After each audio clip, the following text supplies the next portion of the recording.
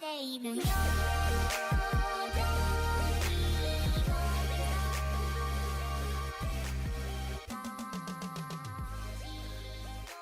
Hello and welcome to the spring 2020 season of That Anime Pod. This is your seasonal anime recap show brought to you by That Nerdy Site. I am your host Christian Puente, aka Pixel Brave. If you like what you hear, you can find more of me on Twitter as Pixel Brave, sharing any personal projects, general pop culture talk. You can follow the whole show at The Anime Pod 2 on Twitter for any updates on what I'm watching, just anime memes, just fun stuff like that. This show is made possible thanks to That Nerdy Site. You can find more of the content from me and the rest of the crew on our website at thatnerdysite.com. You can also support us if you'd like via Patreon at That Nerdy Site and Twitter at That Nerdy Site. Anything you want, basically That Nerdy Site. But thanks again for joining me, guys, and let's talk about some anime.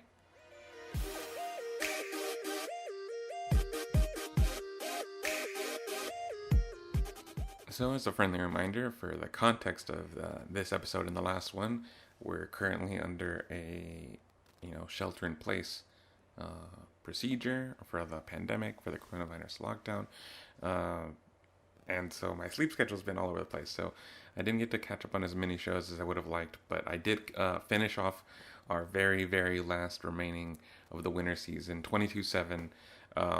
I finished that up finally, so we are now officially only talking about new seasonal spring and recurring anime. So yeah, thank you Winter 2020. Thank you Winter 2020. We can officially send you farewell. So let's talk about 22/7. As I said in the last episode, the wall that's been dictating all the instructions for this idol group 22/7 had disbanded them, and I knew, just because of the way storytelling works, like that this has to end well. So I thought that that the group would either come together again, or they would take their experiences and just kind of become stronger afterwards. And it ended up being the season finale, the series. Well, I was gonna say series finale, but it turns out there's more coming on in the future in another season.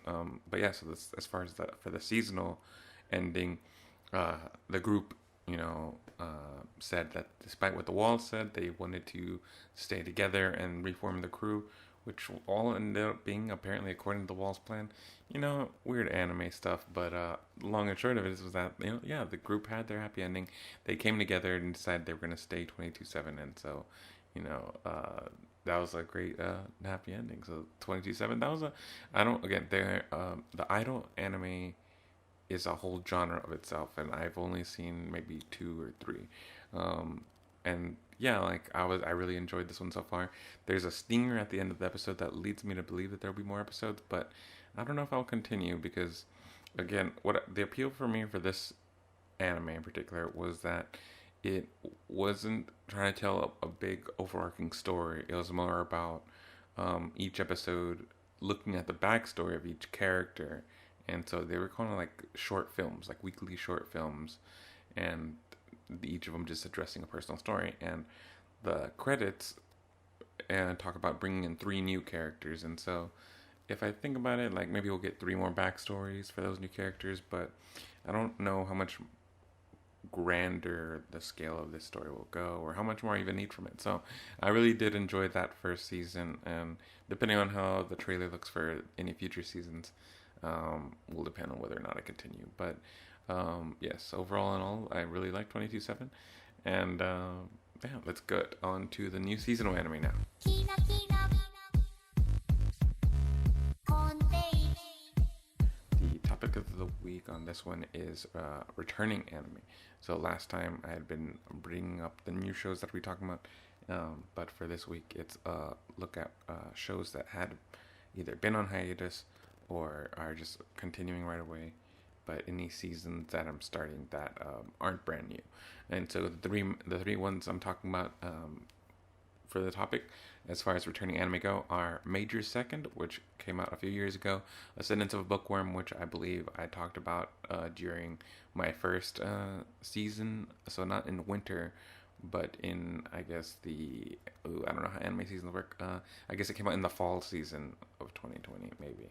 And then Kaguya-sama Love War, season 2, came back. But the asterisk with that, I won't actually be recapping that today. but it is a returning anime that I do want to get into. The reason why I haven't started that is because I watch all my anime via Crunchyroll. I have a Crunchyroll app, and so it gives me shows from Crunchyroll and High Dive as far as anime sources go. Love is War for season 2 is exclusive to Funimation, so I need to get a Funimation account because yeah, we here support not pirating anime. So as much as possible, we get that some people are gonna do what they're gonna do, but as much as possible, I'd like to support anime, and so I will try by next episode to acquire a Funimation account. So yeah, unfortunately, on this topic of the week, it'll be kind of short, just a quick check-in on the new show, on the shows that have returned, and next time, hopefully, I will be able to add Kaguya-sama season 2 to that list officially. But yeah, let's get into it real quick. So Major Second came back, and Major Second, in case the name doesn't give it away, because anime titles can be weird sometimes, is a baseball show. And it started off with our main character Daigo Shigeno, and I'm not talking about this season, but the original story when I watched the first season was about Daigo, and he's this kid, and he's like a little leaguer, and his dad is a very famous professional baseball pitcher.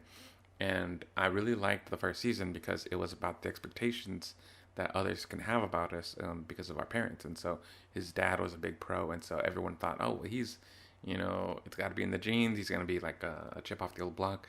But he actually struggles for most of the season to find his place in the team, and he ends up being the catcher, which, like, to have a dad who is a number one pitcher, that the expectation is that he would be a pitcher too, or a very good batter, or this or that, and instead he wanted to be on the team, but like struggled a lot and found finally a position that worked for him, which was catcher, which I guess many think is like unceremonious or it's not as flashy, but for him it works, and if it means he can be part of the team, he embraces it. So that was a really like cool first season, and so this second season takes a fast forward. He's not in the little leagues anymore.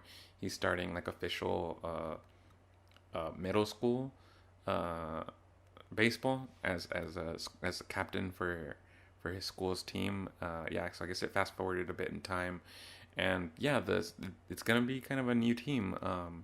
Last season it was a whole boys team of little leaguers, and he had a rival even, which has not shown up yet in the first episode of the new season.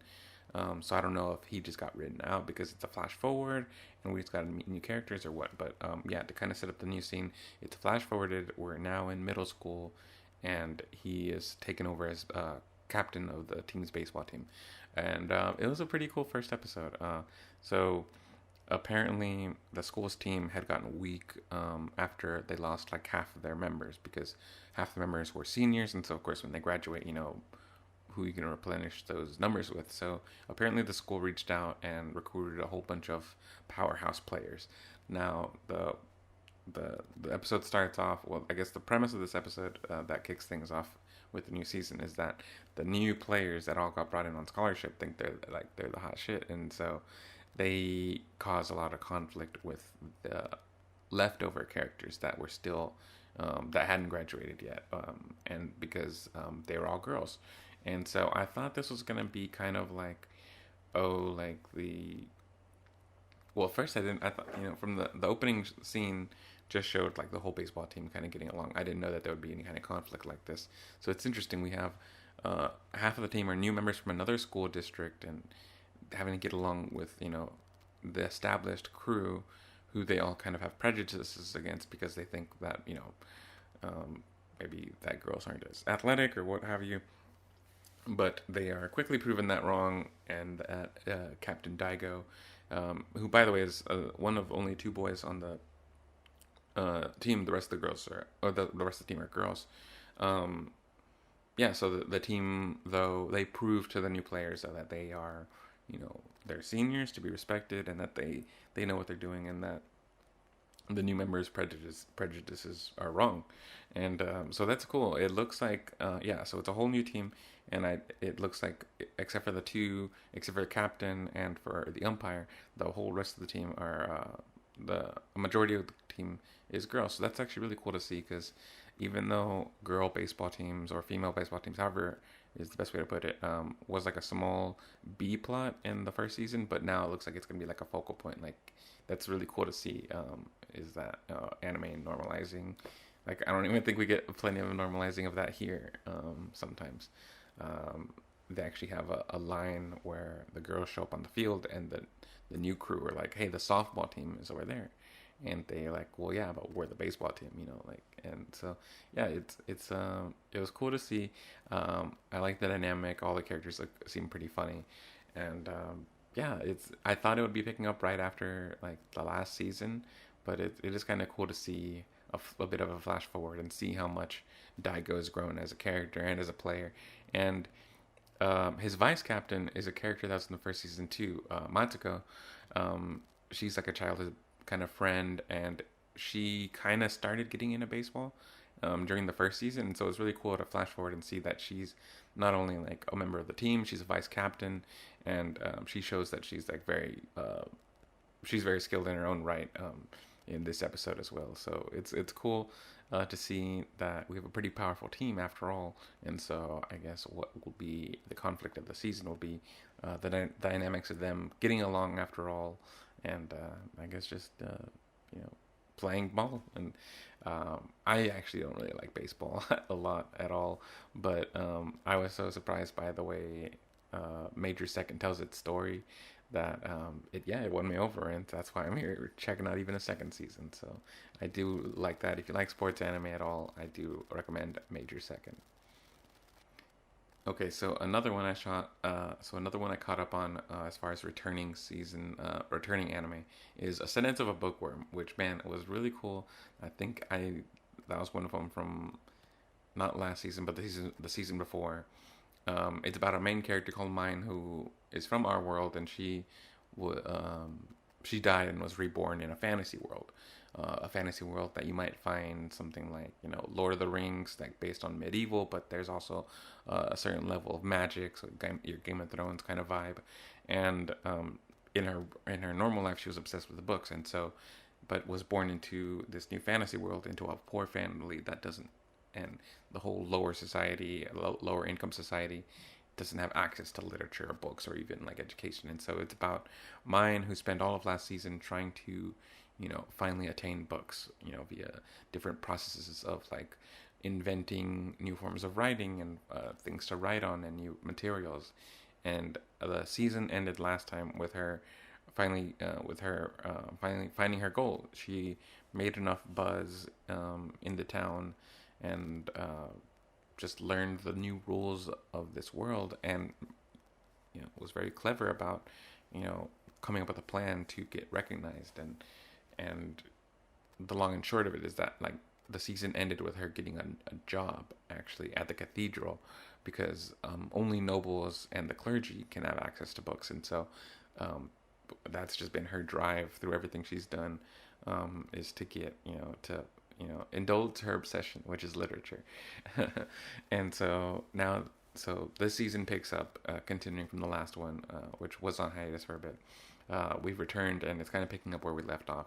She's now an employee as a I don't know what they're called, because it's not like nuns, but she's some kind of priestess now at this, because like they found out that at the last season that she has a lot of mana energy, so that's how she's helping out. She gets to contribute with mana, and they will give her books like she's always wanted.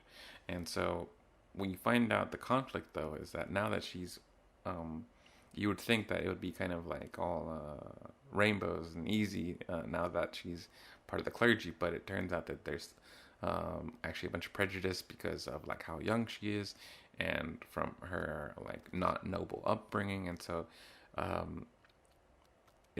she does have a few obstacles up against her, in that people are still like they're underestimating her and giving her a hard time, again just because of prejudices. And this is kind of like, these two anime shows in general are good examples of like good entertainment for children that can kind of show that times are changing, guys, and to kind of reassess and let go of some of those prejudices.